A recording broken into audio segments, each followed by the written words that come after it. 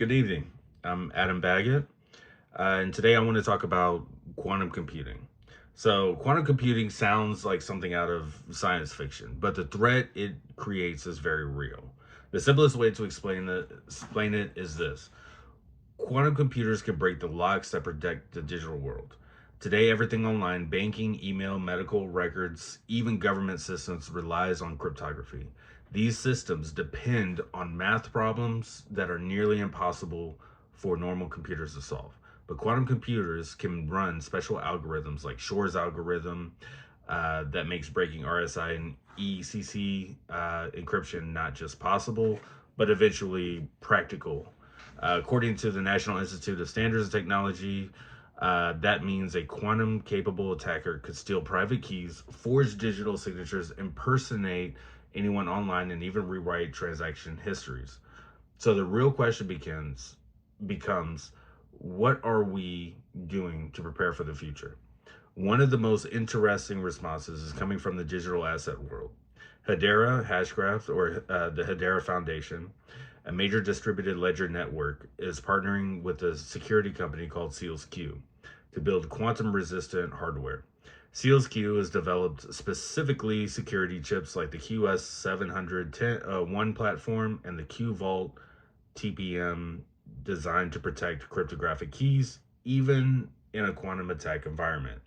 The chips are built specifically to resist attacks on public key cryptography. Hedera is also adopting yes, and Hedera is also adopting the U.S. government's CNSA 2.0 suite, which includes stronger algorithms like AES 256 and SHA 384.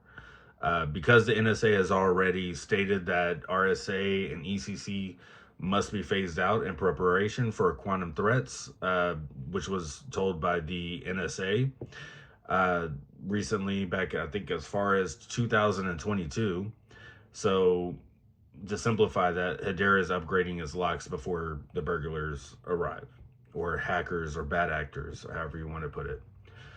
Another important piece of the puzzle comes from a company called Zama, which works on fully homomorphic encryption, or FHE for short.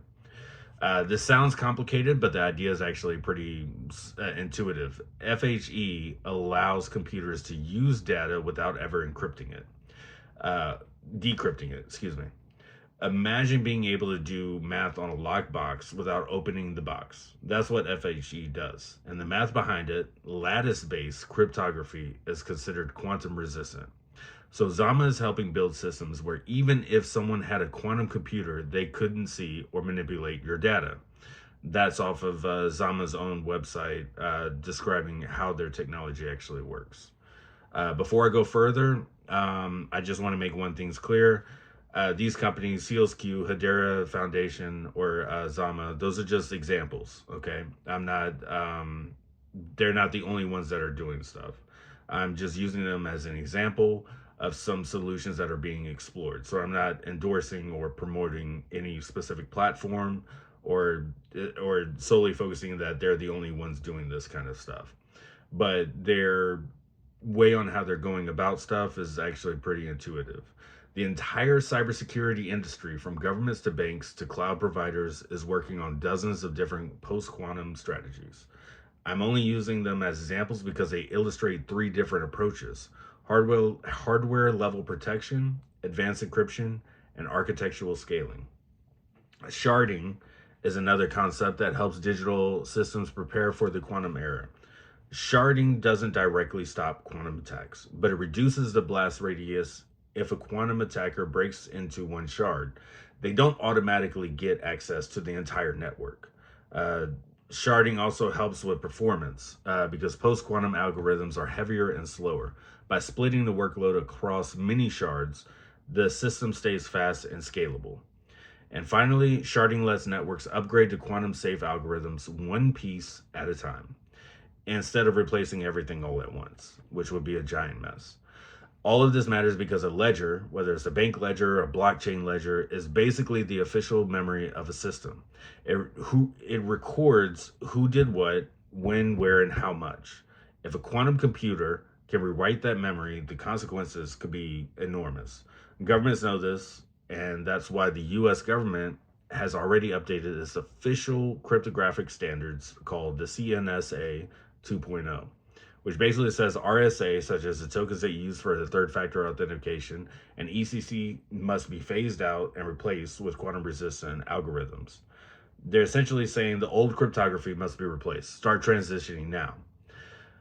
Digital assets networks like Hedera are moving faster than traditional institutions because their entire existence depends on the cryptographic trust. If their signatures break, the whole system breaks. So they're not waiting, they're preparing. And that's, you know, SEALSQ even states it themselves on all of their stuff. When you put all these pieces together, you can see the future forming. Hedera provides a quantum secure ledger. SEALSQ provides hardware that protects keys from quantum attacks. Zama provides encryption that stays secure even during computation. And sharding makes all of this scalable. Together, these technologies form the foundation of a quantum resistant digital infrastructure, one that can survive the next era of computing. Quantum computers aren't here to destroy the digital world, but they will force us to rebuild the foundations of digital security. The organizations preparing now are the ones that will be standing when quantum computing becomes mainstream. We can't stop the quantum era from coming, but we can make sure that we're ready for it. And that's the end of my speech. Thank you.